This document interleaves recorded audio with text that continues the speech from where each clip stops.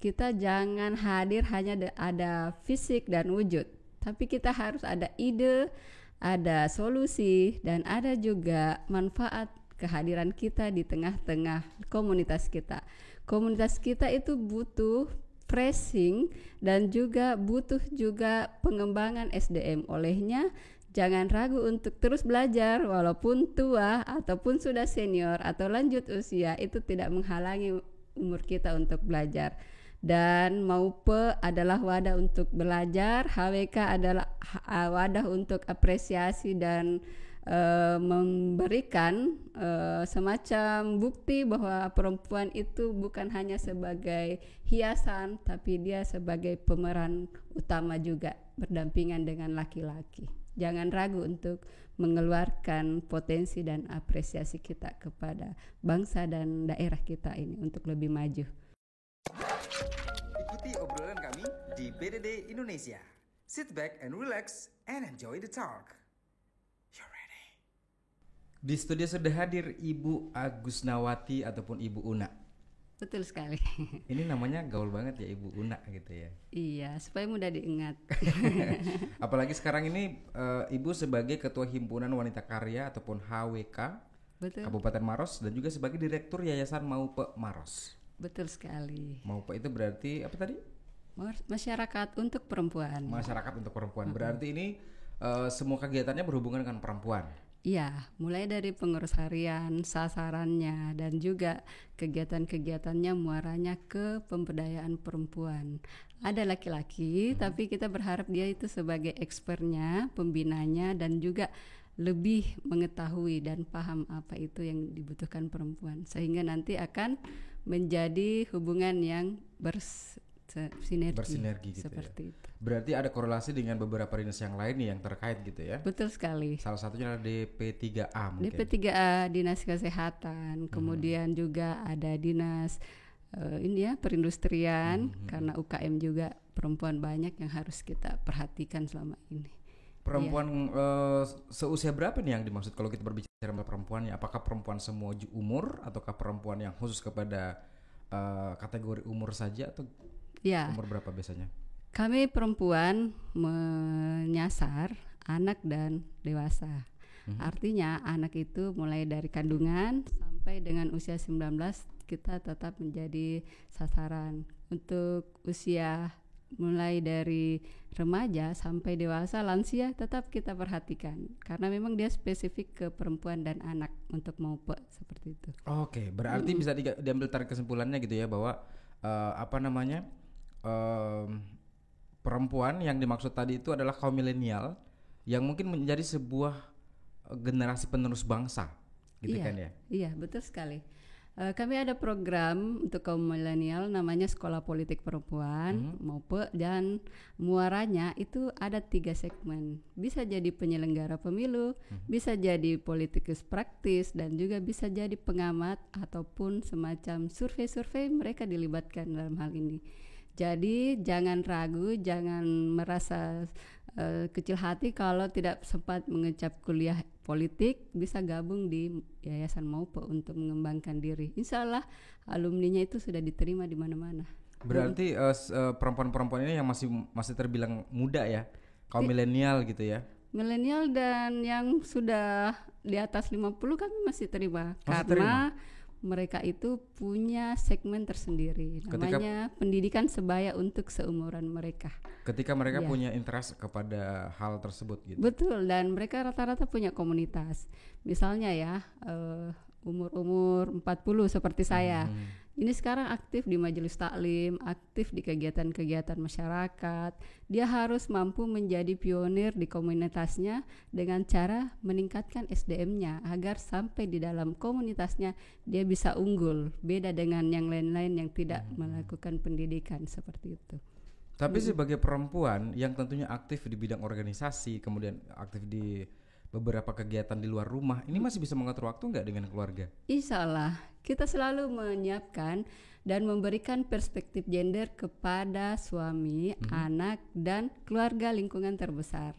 Sebagai informasi, saya mulai dari kecil sudah ikut organisasi remaja, kemudian Himpunan Pemuda Pelajar Mahasiswa Indonesia, Kabupaten Maros, dan juga memimpin beberapa organisasi-organisasi perempuan, serta yang terakhir ini aktif di HWK dan di MOPE.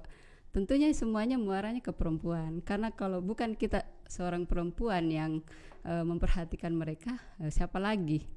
Dan sebagai informasi juga buat teman-teman, saya juga pernah duduk di DPRD selama 2 periode. Alhamdulillah, DPRD Maros, alhamdulillah ada beberapa regulasi yang bisa kita jadikan oleh-oleh untuk Maros dan diterapkan sampai ke tingkat level desa. Namanya seperti Perda Kiblah, kesehatan ibu, bayi dan balita. Kemudian ada juga Perda yang kita dorong di tahun 2017 sampai saat ini dan berhasil, yaitu perlindungan perempuan dari kekerasan, dan juga mendorong ke Perda tentang PAUD, pendidikan anak usia dini, yang sebagaimana kita ketahui visi misi MOPE memang bagaimana meningkatkan kesejahteraan dua kaum itu. Iya.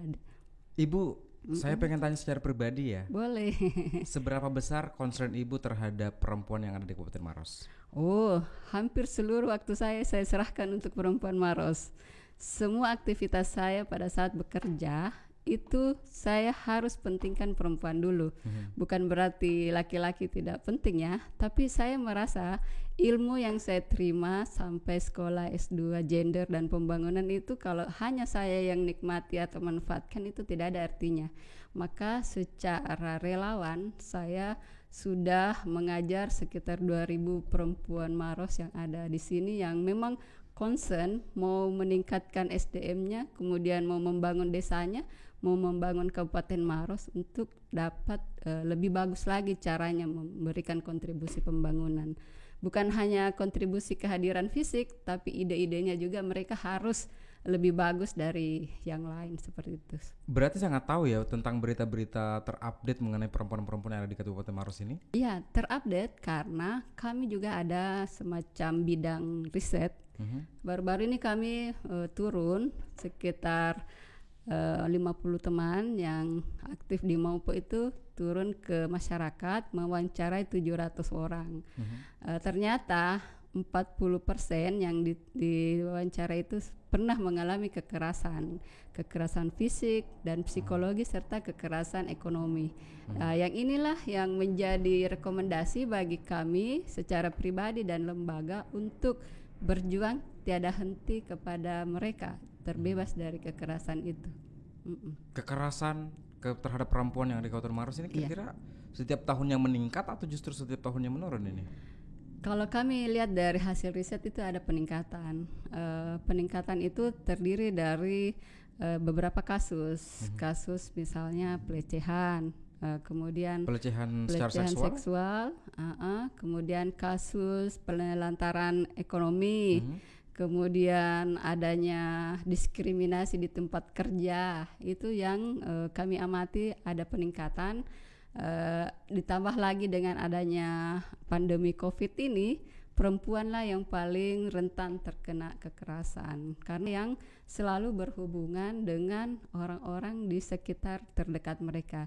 Jangan salah ya, yang sering melakukan kekerasan itu orang terdekat, bisa saja suami, orang tua, dan terkadang saudara laki-lakinya yang melakukan kekerasan terhadap perempuan. Ini berarti mereka yang mengalami kekerasan yang melapor ya?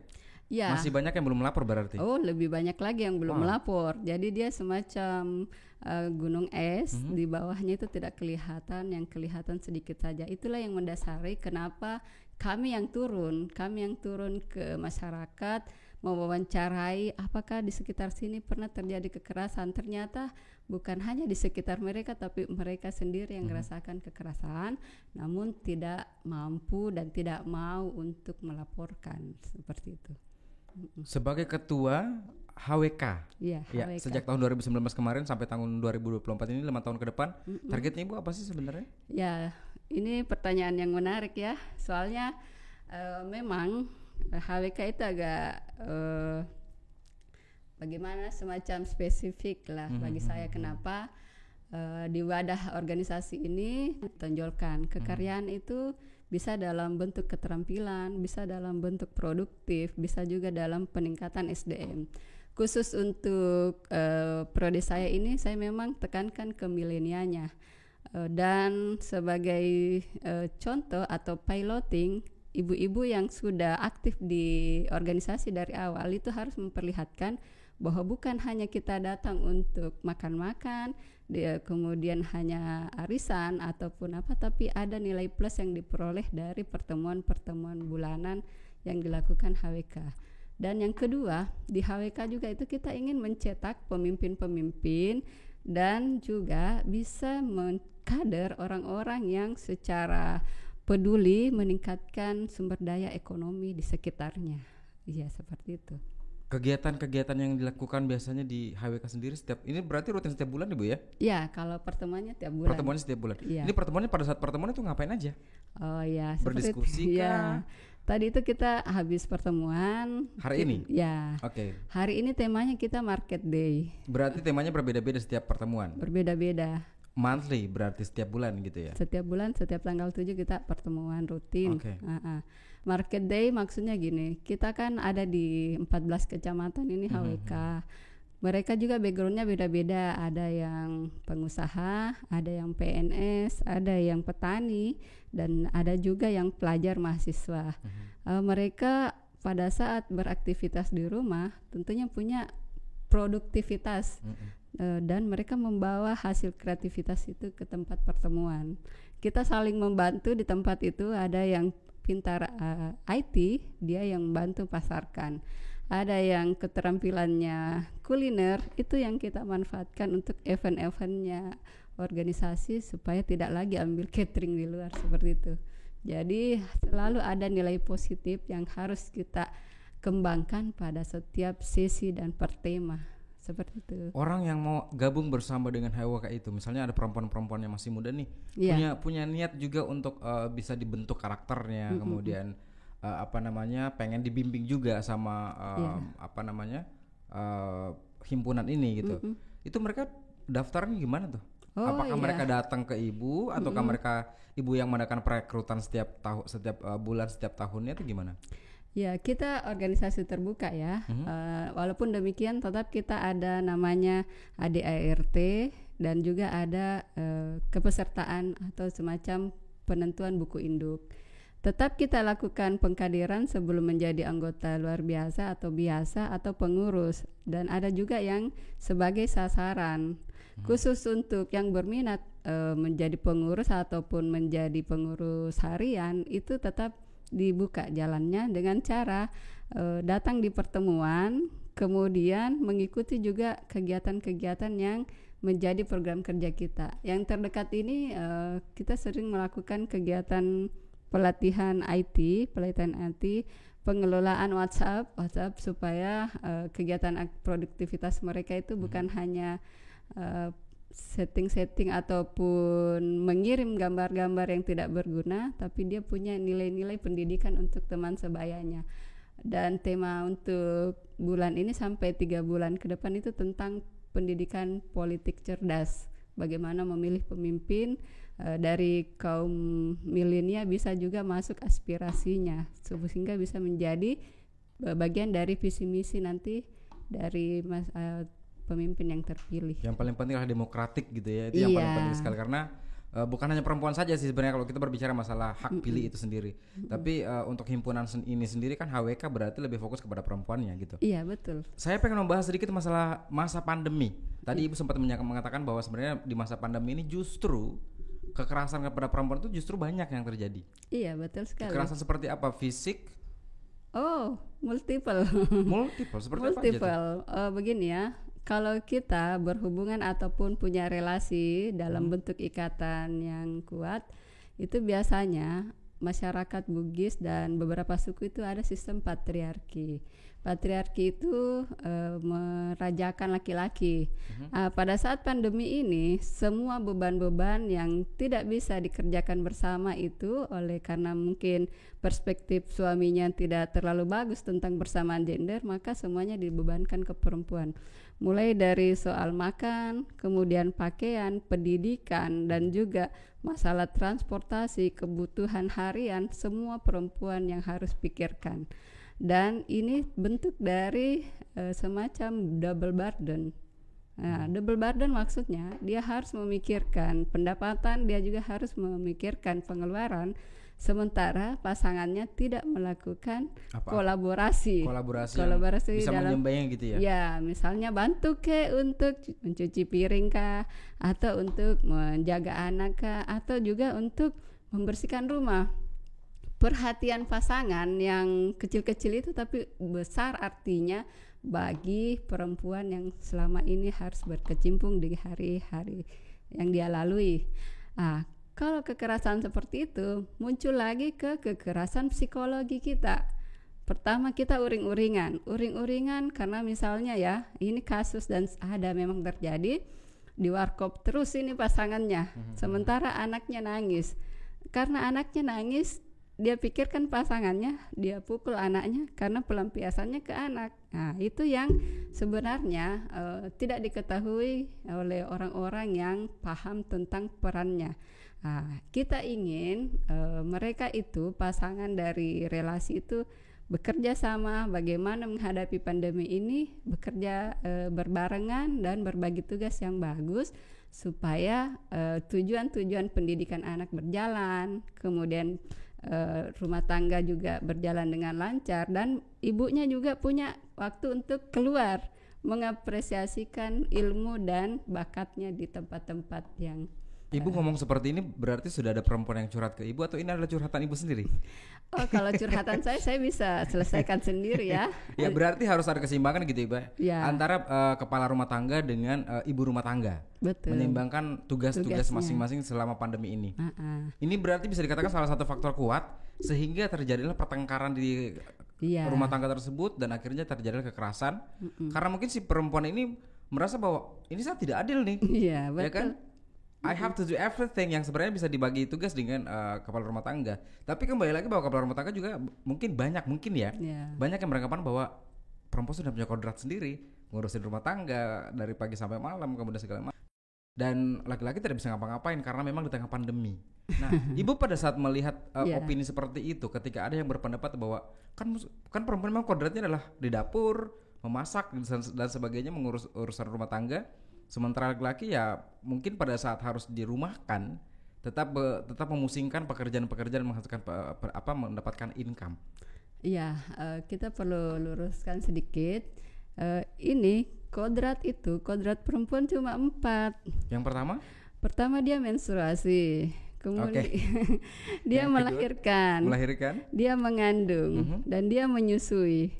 4 berarti menstruasi, melahirkan, menstruasi, mengandung dulu, kemudian melahirkan dan menyusui. Berarti yang 4 ini nggak bisa dikatakan yang sama. Lain itu adalah kesetaraan gender. Artinya bisa saja perempuannya kerja, laki-lakinya di rumah, selama dia saling pengertian dan juga saling berbagi tanggung jawab, maka itu bisa dikerja bersama. Mungkin poin ini sebenarnya yang miss di kalangan bapak-bapak di rumah. Tapi tidak semua ya. Saya tidak menyebutkan siapapun, dan saya tidak menyebutkan bahwa semua. Ada beberapa yang memang mungkin berpendapat seperti itu. Iya. Kalau tadi temannya sampaikan bahwa ini curhat atau pengaduan, kami ini ada memang posko pengaduan. Ada posko pengaduannya? Posko pengaduan ada di 30 desa yang ada di Kabupaten Maros, dan itu terdokumentasi dengan baik, dan kita berjejaring dengan DP3A, P2, TP2A untuk menyelesaikan. Jangan dibiarkan perempuannya itu dan anak itu yang menanggung masalah, derita, gundah gulana tanpa ada kita yang menyambungkan penyelesaiannya. Dan step-step SOP dari penyelesaian itu kita ada 2 macam. Yang pertama, selama kita di lembaga bisa menyelesaikan permasalahan yang dialami perempuan korban kekerasan itu, kita selesaikan. Tapi kalau sangat berat karena harus melibatkan aparat hukum, pengadilan, kejaksaan dan sebagainya, kita harus berjaringan. Tidak bisa selesaikan secara lembaga. Jadi dalam hal ini sangat baguslah kalau DP3A kemarin sudah diundang di sini. Sudah. Berarti pemahamannya teman-teman di media komunikasi ini sudah paham juga tentang DP3A itu. Justru tugasnya. kita pengen menyambungkan semua Iya. karena kan ini adalah semuanya ada korelasinya gitu kan. Oh, iya. Nah kalau kita berbicara masalah perempuan lagi nih, ya kan, perempuan yang mungkin terkena dampak kekerasan di rumah tangganya mereka masing-masing, yang sehingga mereka pun, aduh, saya pengen melapor tapi takut gitu kan, takut malah ini jadi panjang, takutnya pada saat sudah harus ada makannya mungkin mending dipendam saja, disimpan saja, mungkin karena pertama takut sama kekerasan yang lebih keras lagi dari si pelaku gitu yang pertama. Terus yang kedua mungkin mempertahankan rumah tangganya. Itu cara dari HWK ini sendiri, ibu sendiri pada saat meyakinkan perempuan-perempuan yang ada di Kota Maros, terutama di 14 kecamatan ini ya, itu meyakinkan mereka bahwa don't worry, jangan takut, kita ada melindungi perempuan-perempuan itu. Itu gimana cara meyakinkan mereka untuk bisa, ayo deh melapor deh, jangan dibiarkan terus-menerus gitu. Ya. Tentunya lembaga Maupok tidak bisa sendiri ya bergerak seperti itu. Olehnya kami terus-terus melakukan pengkaderan. Di pengkaderan itu mereka lah yang akan menjadi pelaksana dari posko aspirasi perempuan desa. Di 30 desa itu yang sudah aktif selama ini itu memiliki pengurus. Pengurus ini akan menjadi fasilitator untuk mengumpulkan informasi dan juga menerima pengaduan. Dan rata-rata kita memberi fakta bahwa itu bisa selesai.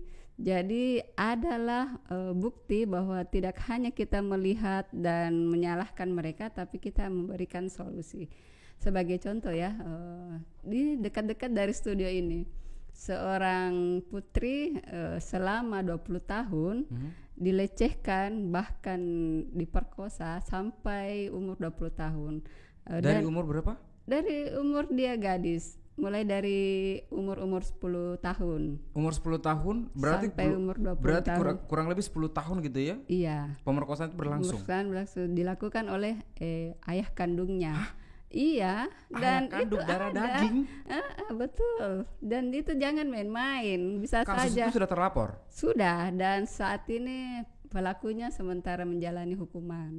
Ini kalau tidak ada yang melaporkan, membiarkan saja seperti itu, akan banyak lagi kejadian-kejadian seperti itu.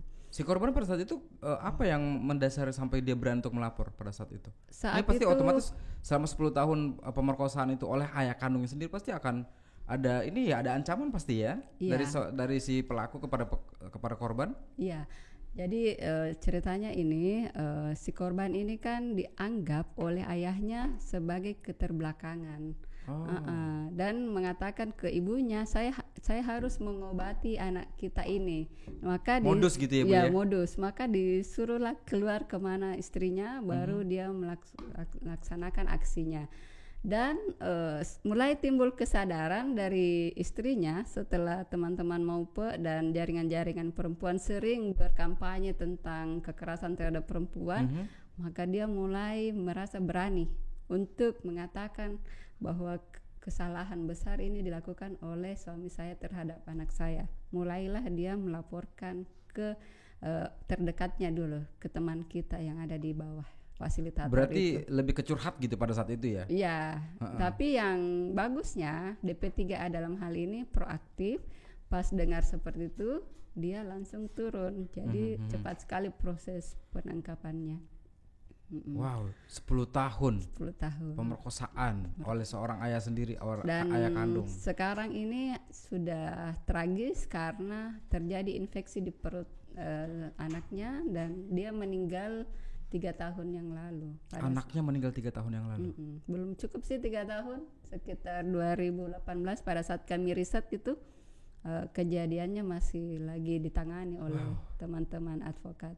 Ini berarti bisa dikatakan bahwa salah satu faktor kuatnya adalah kurangnya edukasi mungkin Ibu ya? Betul sekali. Karena sang istri tadi pun tidak memahami apa yang terjadi di dalamnya. Iya. Dan sekarang imbasnya si ibu ini lagi yang tinggal di rumah.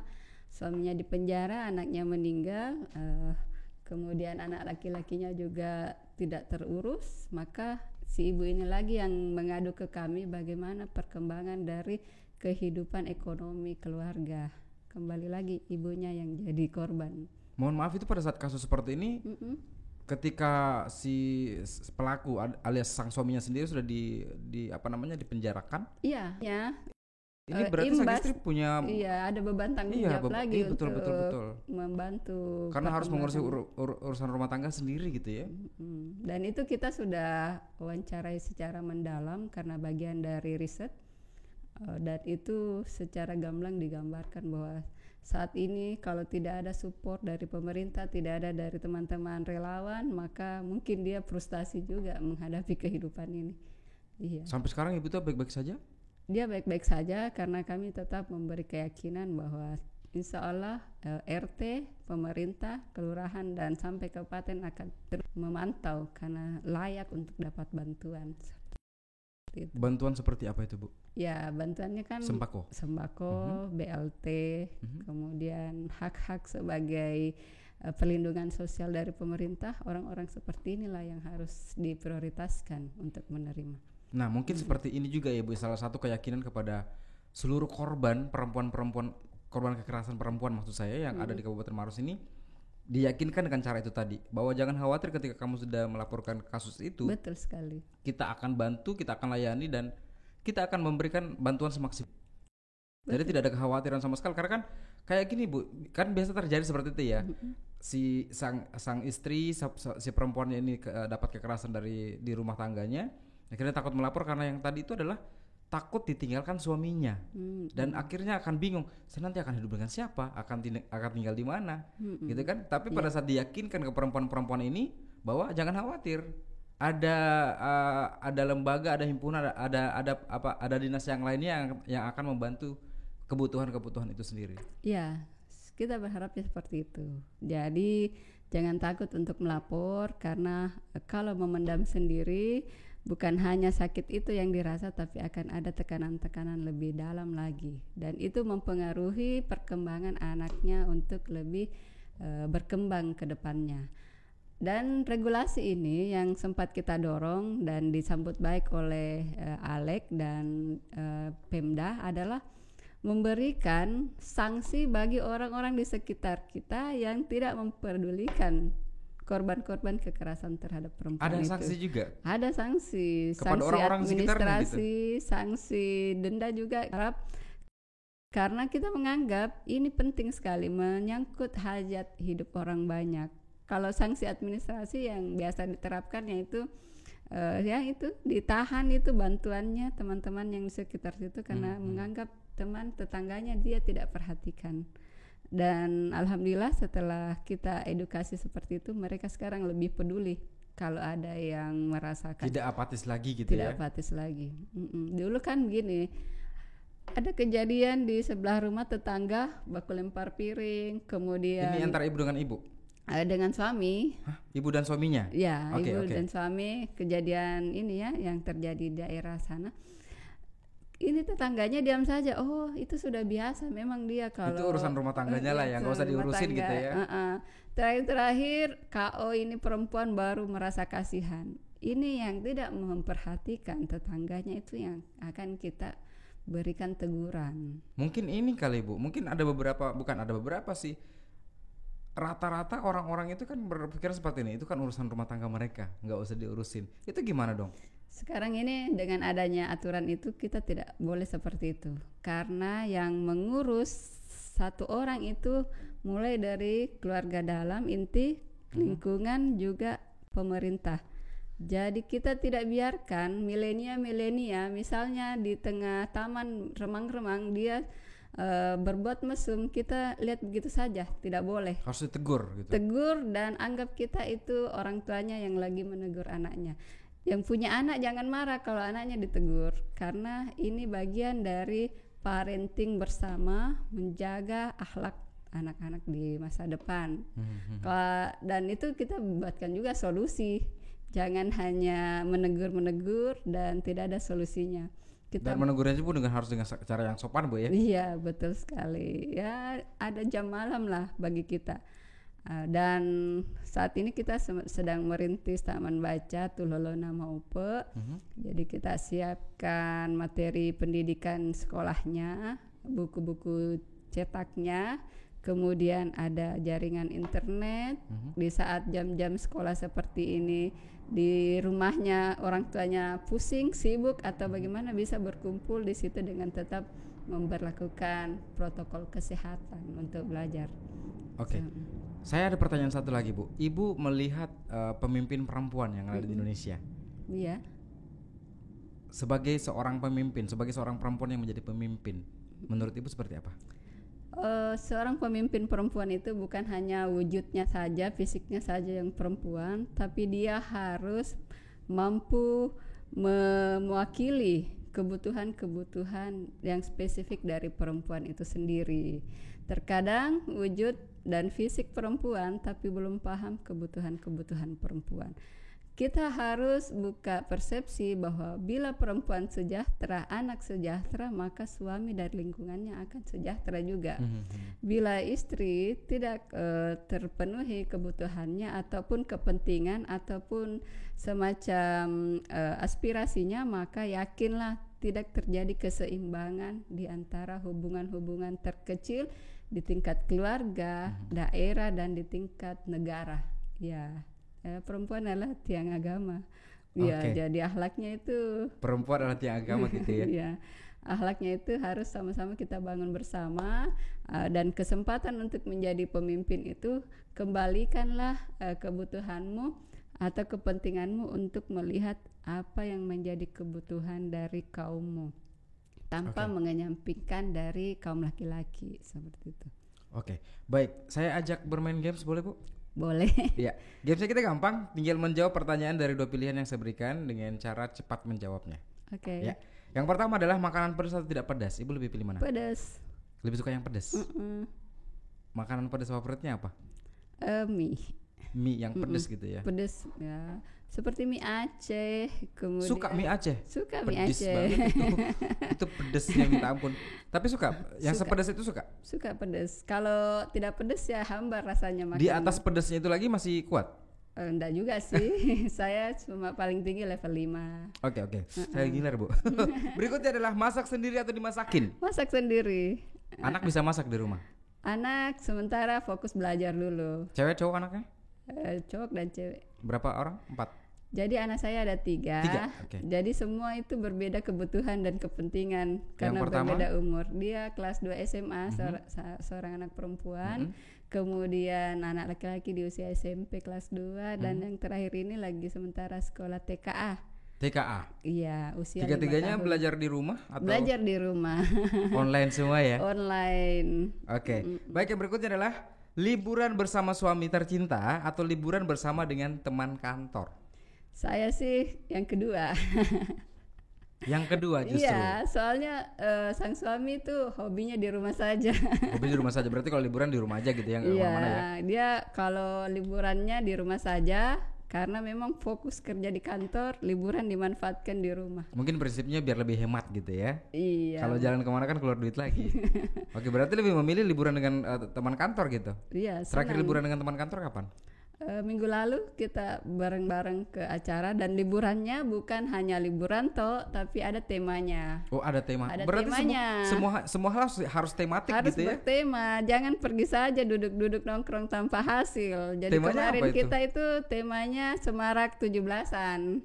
Oh yes, karena masih berhubungan dengan itu ya. Digabungkan dengan Semarak Muharram, jadi kita lomba bikin tumpeng, Tetap ada lomba di sana gitu. Lomba menghias. Saya kan juga konsultan skincare, jadi harus semua berjalan lancar lah.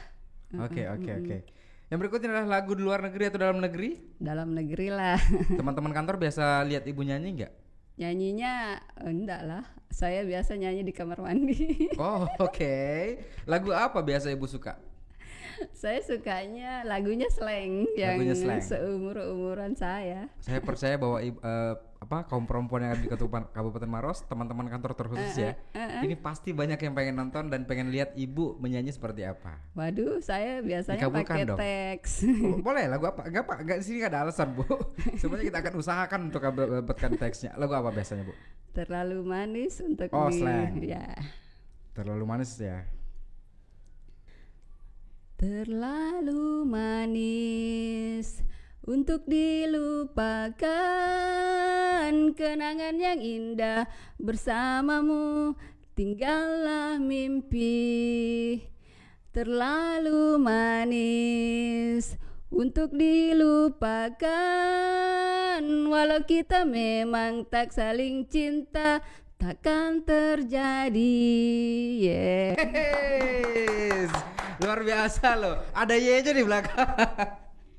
Ya, ini berarti bisa dikatakan bahwa pertama kali mungkin ibu nyanyi di depan kamera ya? Betul sekali. Biasanya karaoke keluarga sih. Karaoke keluarga berarti hanya keluarga saja yang datang atau teman-teman dekat? Kami kalau pergi outbound itu harus nyanyi semua ya. Semuanya harus nyanyi.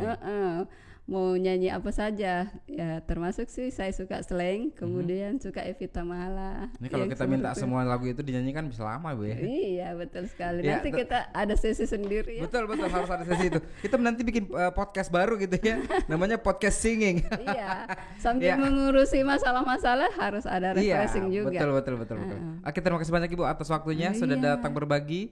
Dan semoga kaum perempuan yang ada di Kabupaten Maros, terutama di Indonesia, yang paling penting adalah bisa kita berdayakan dan juga menjadi unsur yang paling kuat dan membantu bangsa.